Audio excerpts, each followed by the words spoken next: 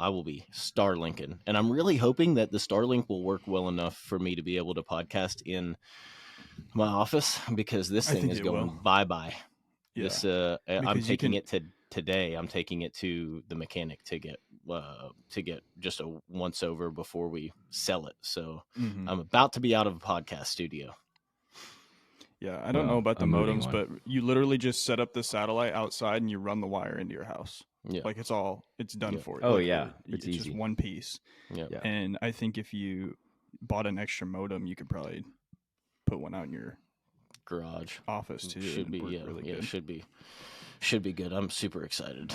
I'm like, I don't know what to do. I don't know. You can actually, like, the kids could watch Netflix and we could podcast, and Lacey could check Facebook on her phone all at the same time. What? Yeah. What? No, this is not real. We have not lived that life. We have not lived that life. We've got internet, and we've got internet like we got water pressure. Yeah, you can't brush your teeth and take a shower at the same time. I've never seen the water come out of the complete shower head in my house.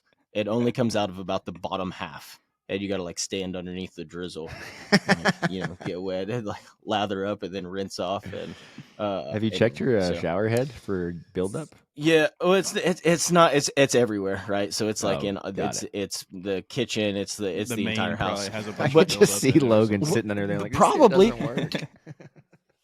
Well, the problem is that the our water shut off. I don't have a meter in my yard.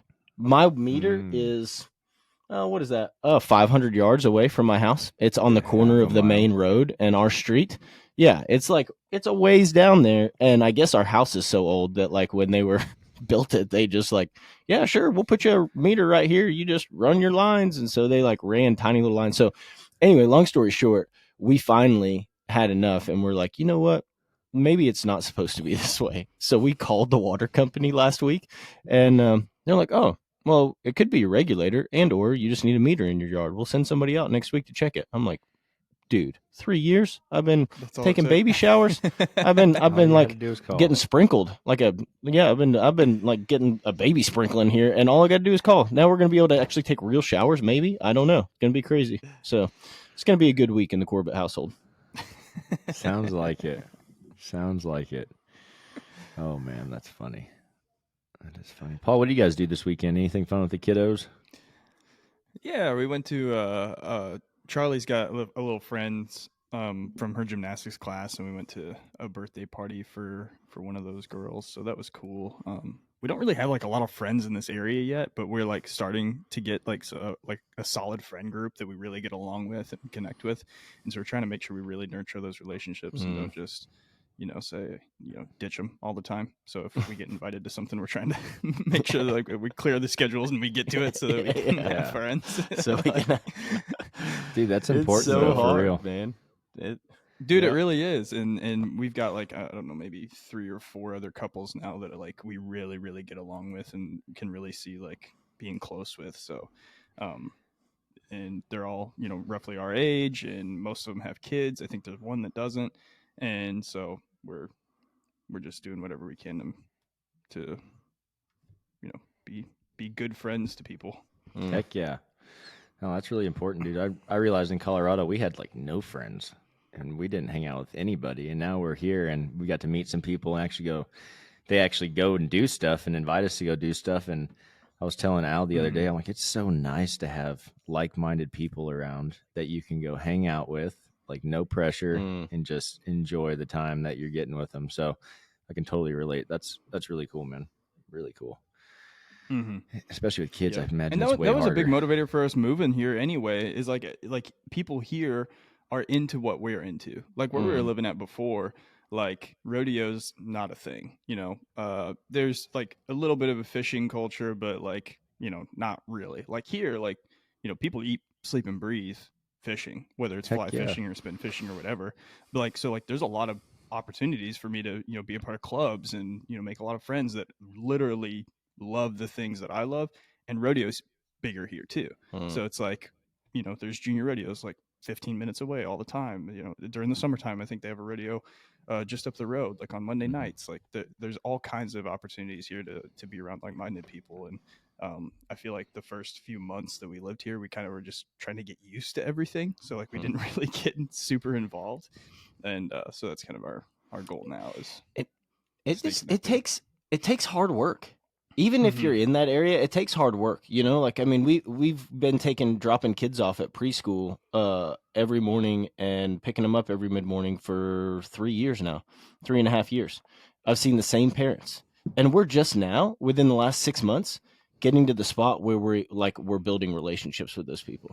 I mean, it's just hard to like break in. You always, I'd smile and try to start up conversation, and we're guilty of it too. But like, we just get so bogged into our own thing and like our own challenges each day that like branching out and making those relationships and then investing in keeping them, doing the things. It's not always convenient. Like yesterday, Lacey went to a baby shower, and the baby shower was 3 hours away.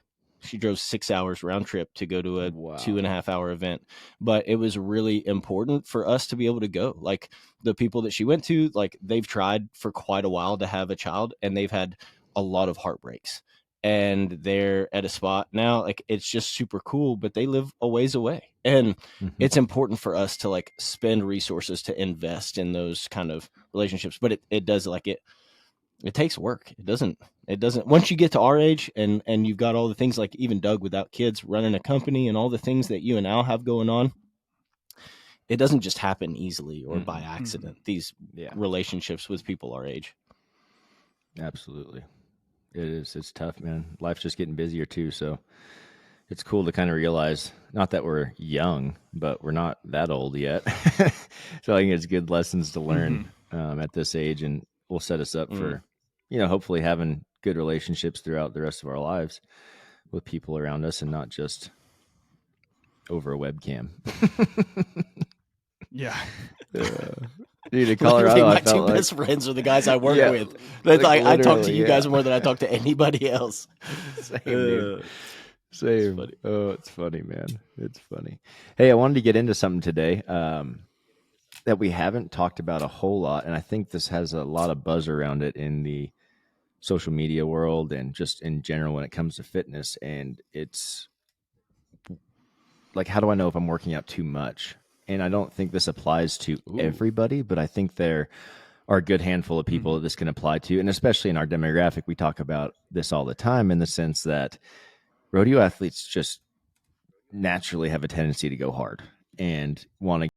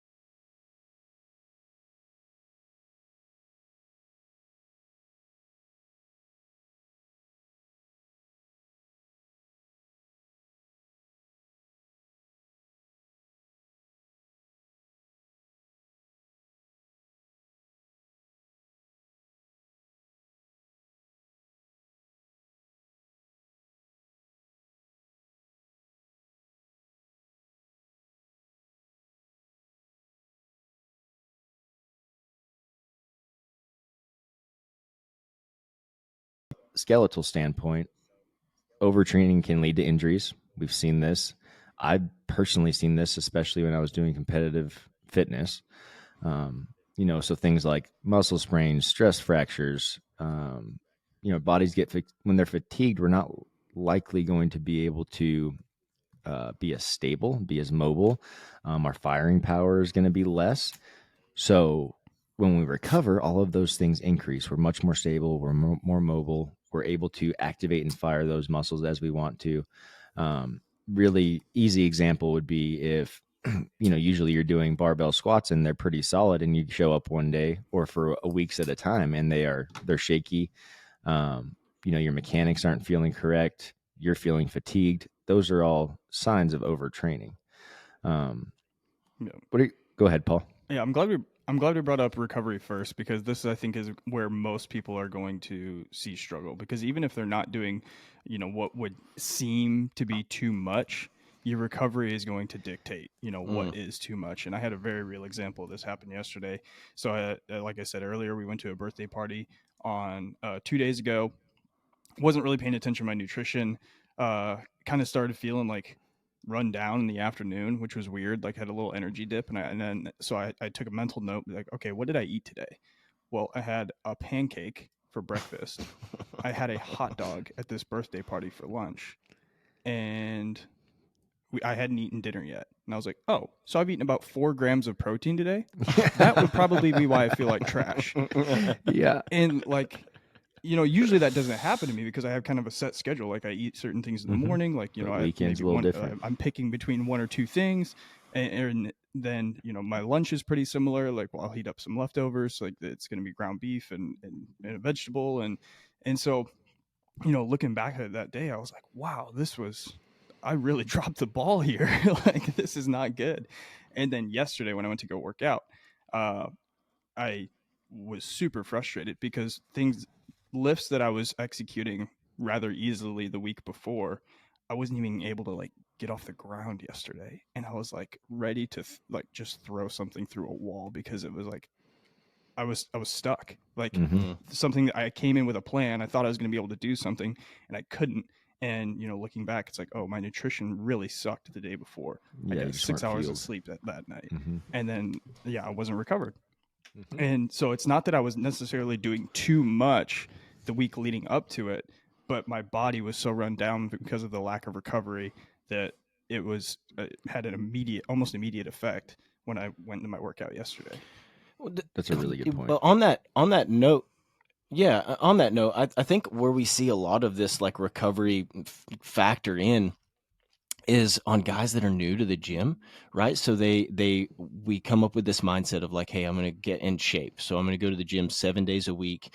And that happens for, maybe say 2 weeks or 3 weeks. They're going 6 to 7 times a week, high intensity workouts. And what Doug talked about injuries earlier, but the other thing that we haven't mentioned yet is like the effects it has on your immune system.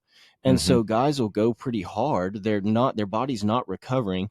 Maybe they tweak something in the gym that they shouldn't have because they're not recovering. Maybe they get sick or something like that, and it forces them out of the gym. And they're either like, I'm not working out because every time I do, I get hurt. Or so then they stop training, and or they get sick and they're out of the gym for a week or a week and a half, and it's long enough to stop that momentum.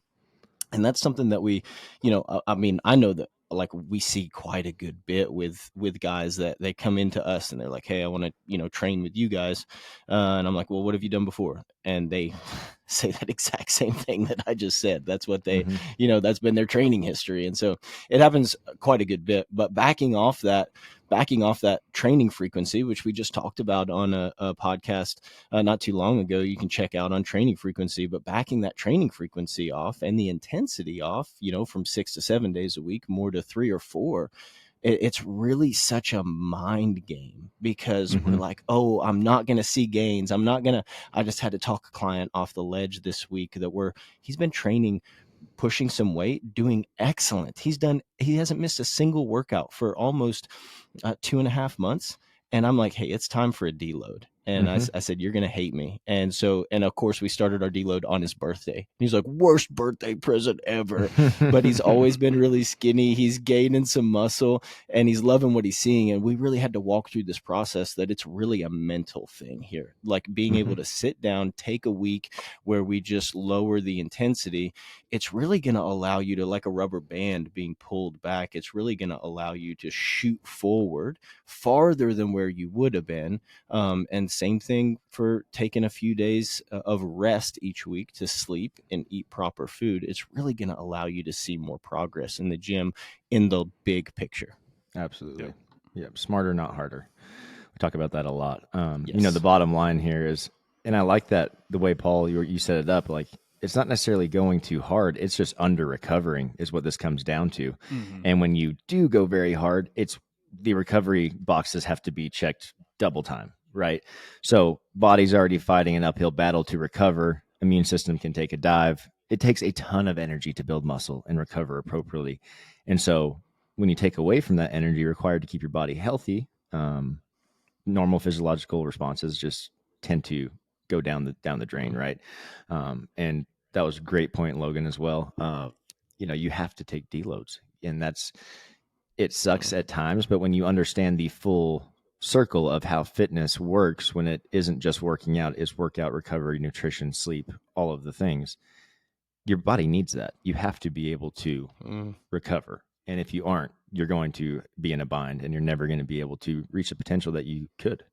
But like you were saying, it can be scary at first. I promise that you'll feel so much better if you actually take the time to recover and, go about this methodically and not just this. You have to go so hard to see results. That's just not the facts. But let's get into some signs people could be experiencing when, quote unquote, undertraining or overtraining or under recovering. And I think that I deal with this one a lot, and it's just like you said, we get busy and just get going. And coaches, for some reason, I see this in a ton of coaches, but we like to skip our warm-ups and our cool downs because we have so much going on. And I've been really, really staying on top of that, making sure that I do stay on top of warming up and cooling down, because it kind of sets the tone for my workout, and then it sets the tone for the rest of the day when I recover. But if I don't do those things and I let my body, if I push my body, too hard and I'm not taking care of it, I lose motivation to go to the gym. I don't want to work out.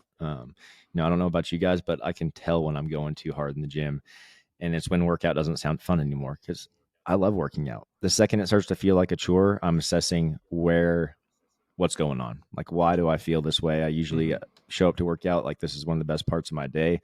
But that right there is my first sign that, hey man, you're probably under recovering. I mean, I usually don't go too hard anymore just because of, we know what we know.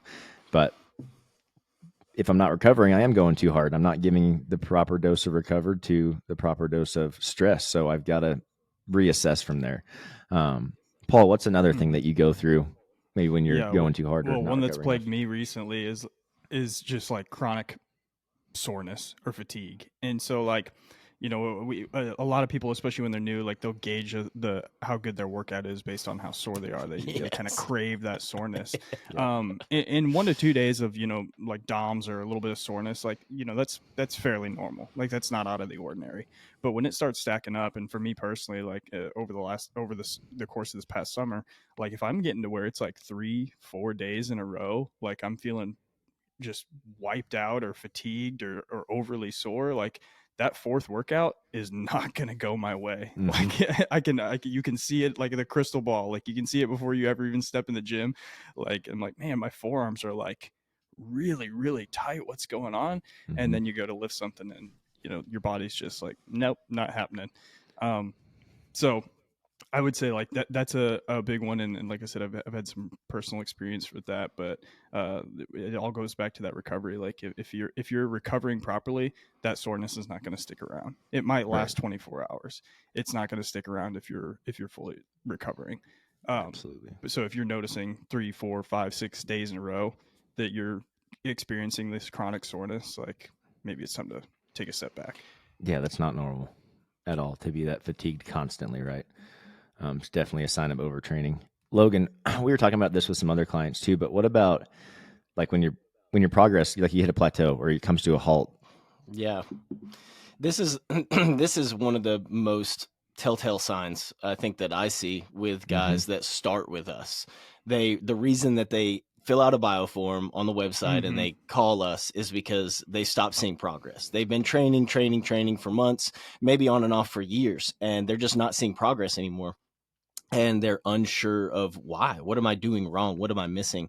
And a lot of that comes back to overtraining. So, for example, maybe somebody has a goal of like, hey, I want to lose 50 pounds. And the first 30 comes pretty easy. And, within 6 months, you're like, this goal is going to be pretty easy, and then it starts to slow down. And naturally that happens, right? So naturally the last little bit of weight that you're trying to get off, that's going to naturally happen. It isn't always a sign of overtraining. but it definitely can be. And the same goes for your lifts. I like in my lifts, I'm making sure I'm paying attention to what weight I'm using on my, staple exercises each week, so that I can make sure that I'm making linear progress. And there are days, I will say, there are days, just like Paul has already talked about, based on my sleep the night before or my nutrition in the days leading up to it, I can tell. I can grab a 45-pound plate, and if it's like, oh, hey, that's heavy. Like, okay, maybe today's not the day I'm going to set a PR. Okay, that's totally fine. That's normal, because there are our recovery ebbs and flows. But if you're not seeing progress in the form of adding 5 pounds or 2.5 pounds or 10 pounds over months of training to some of your main lifts, that could definitely be a sign of overtraining. And it's one of the ones we see the most. They're lifting the same numbers that they were lifting, a year ago, because they either haven't been training consistently, but more importantly, they've been training so much, so often, that their body's like, dude, I'm done. I can't do, we can't do anymore. I can't adapt anymore. I can't learn anymore. I can't get better. I've been thinking about Plateaus lately as like a tube of toothpaste. Like, so, you have a set of exercises, and if you're increasing your weight from time to time, it's like, you go to squeeze out a little bit of the toothpaste, and you're getting more out of it each day. When you get to the end of that tube of toothpaste, like, it's time to, you can't get any more out. It's time to get a new tube of toothpaste. And so in the way of exercise, it's time to switch things up a little bit. You either need some new exercises, maybe you need a recovery, maybe you need that deload, but it's time to switch something up. And I think, like, that was, I don't know where I got that from, but it I was like, that is like a decent analogy. It's gonna be a t-shirt. I'll take that. Absolutely, it's a like life is like a box of t-shirt. chocolates. Exercise is like a toothpaste. Exercise is like a tube of toothpaste. If you're not getting anything more out of it, it's time to switch it up. I was unsure of where you were going with that. I was too. That's why I chuckled. I was like, I can't wait.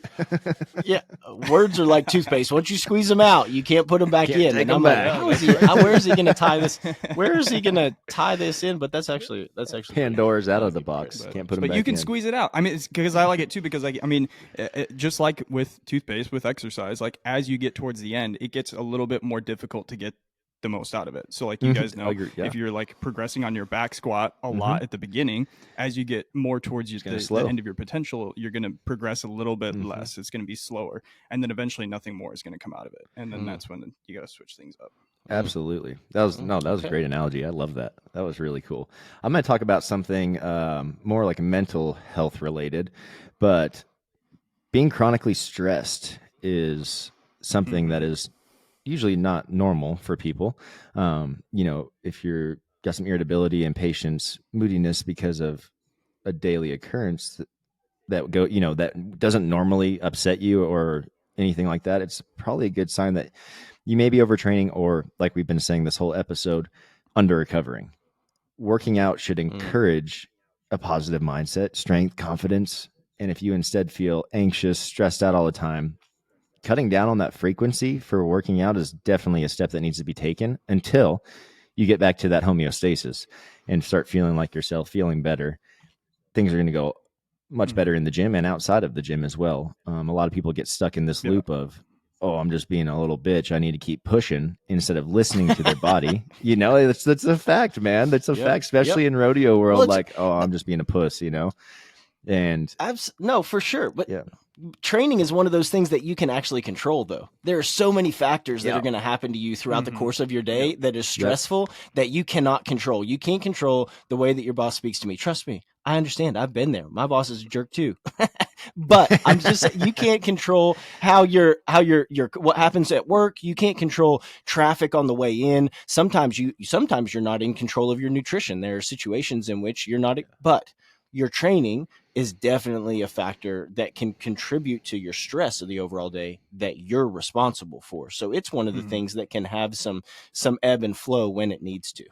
And on that line of thinking too, like, sometimes external stresses will cause a plateau or decrease in the gym. Of course. The stress, the cortisol, the stress hormone, like that, there's an inverse relationship between, like, what you're able to, like, your outputs and stress. And so if you have so much stress chronically building up, one day is not going to you have one rough day at work, like that's not going to mess anything up. But if you're having this over a period of time, like you'll start to see progress slip in the gym, and I've experienced that before too. Dude, yeah, spot on. And like when I'm feeling stressed, and going back to knowing that exercise is going to be one of the best parts of my day, I'm using exercise as a hopefully to get a response from my stress system for my CNS to be stressed less. So if I'm feeling overwhelmed, if I'm feeling anxious and I still want to go move, I'm doing something different than what's on my program because I know that the intensity needs to be lowered. I'm going to set the clock for 20 minutes. I'm going to pick 5 movements and I'm just going to move. And the whole goal by the end of the 20 minutes is to feel better mentally, physically, all of the things. And I may have not had the proper dose response to see a ton of progress, but what I did was reset my CNS, reset everything for myself. So hopefully I can finish the day strong, feel better, get some sleep, which we're going to talk about in just a second, and be able to hit it the next day. I think people get so in their head about if I dial it back, that means I'm not getting anything out of it. And that's just not the truth. You're still there putting the work. You're still there making the habit and the routine go down, but you're not stressing your body to this point where you can't do anything after that. Let's go to sleep. Sleep quality is when it decreases, it has a huge effect on us. So if you are someone who usually sleeps really well, and you're not sleeping well and you're noticing some changes in that, it's a good sign that you could be training too hard or again not recovering enough. We might be missing some steps in the recovery game, but for the most part, people will tell you that they sleep a lot better when they're on a regular workout schedule. The same is not true for those who work out too often or don't recover enough.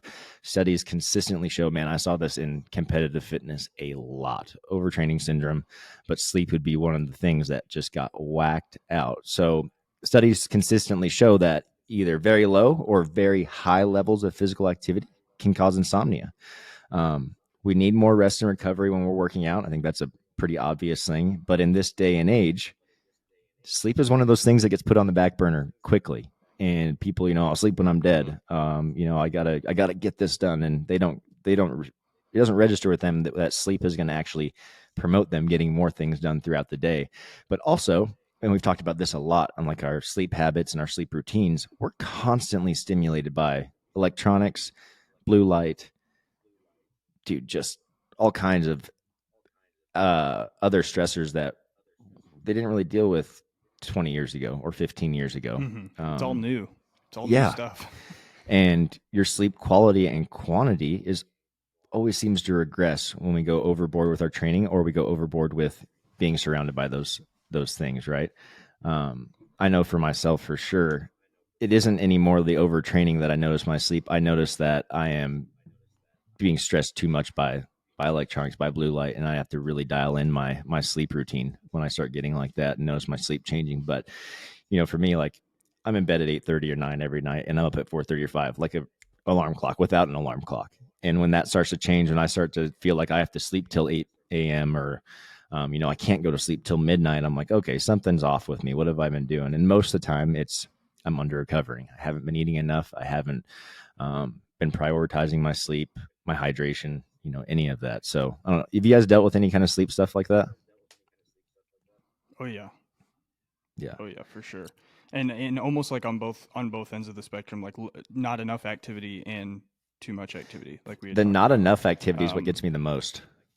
Like if I haven't worked out and done stuff, I think that's probably where most people are at because, like you said, like with strength training, like or if we get a new client that hasn't regularly worked out before, like I'm always checking in on their sleep, like weekly, like how is your sleep rated on a scale from 1 to 10, and it almost always is getting better. Even after a couple weeks, like their first 2 weeks with me, they're like, "Wow, I'm sleeping like so good, better than I ever have in my whole life."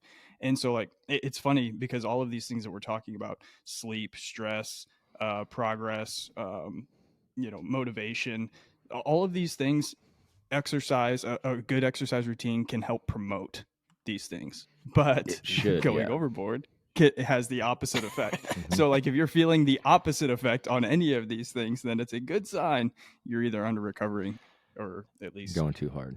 overreaching a little bit. We're all or nothing. We're all or nothing people, like Mhm. we're just always we want to do all the things or none of the things. We have a Yeah. hard time just finding that.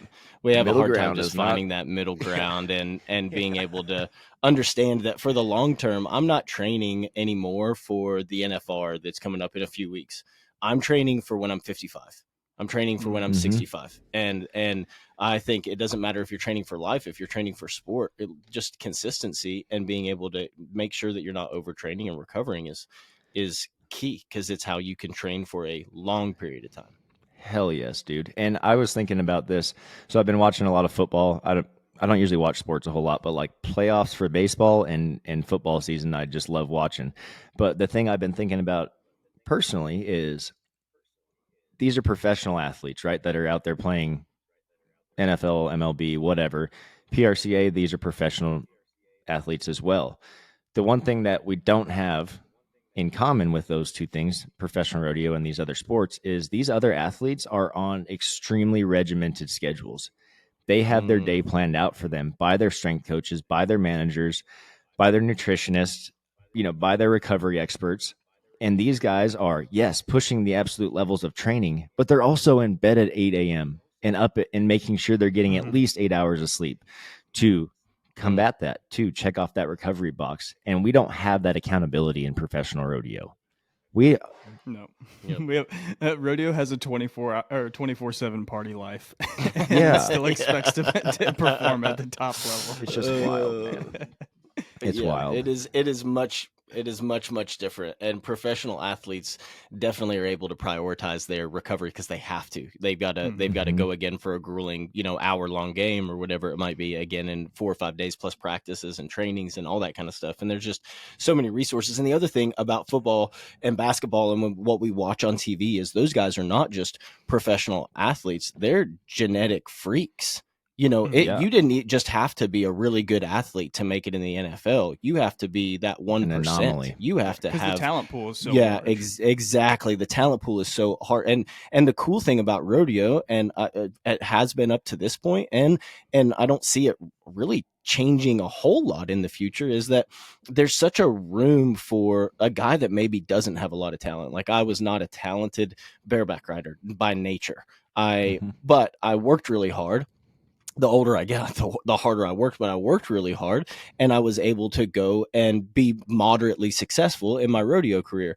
And so there's room for guys that aren't, you don't have to be an anomaly to jump out there and be successful within rodeo. But one thing that you do have to do is you're going to have to, especially if you're not genetically gifted, you're going to have to train Mhm. appropriately, Smart. Yep. consistently, and you're going to have to recover. Mhm. You're going to have to do Yeah. those two things consistently. And that goes, I think, even if you're genetically gifted, man, you've got to check off those boxes of working hard, of recovering well, and taking it seriously. And I think guys get so caught up in I'm 6 months in and I'm not where I'm going to be. Dude, newsflash, you need give yourself a 5 year plan.